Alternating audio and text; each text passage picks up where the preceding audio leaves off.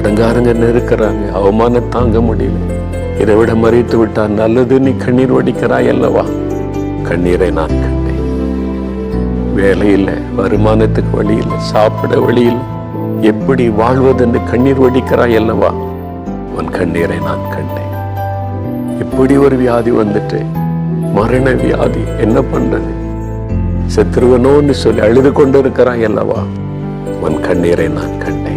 எனக்கு ஒரு குழந்தை இல்லையே, புறக்கணிக்கிறாங்கன்னு அழுகிற இல்ல, உன் கண்ணீரை கண்டேன்.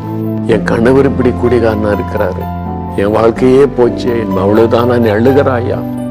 உன் கண்ணீரை நான் கண்டேன். அதுக்கு என்ன அர்த்தம்? உன் பிரச்சனையை நான் மாற்றுவேன், உன் கணவரை நான் ரட்சிப்பேன், உன் வியாதியை குணமாக்குவேன், உன் தேவையை நான் சந்திப்பேன்.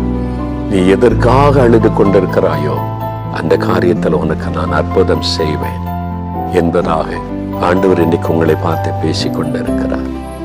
பயப்படாதங்க, உங்கள் கண்ணீரை துடைத்துக் கொள்ளுங்கள்.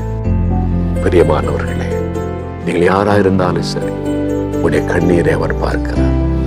இன்றைக்கு முழங்கால் போட்டு, இயேசுவே என் கண்ணீரை தொடங்க, என் கண்ணீருக்கு ஒரு அற்புதம் செய்யுங்க கேட்டு பாருங்க.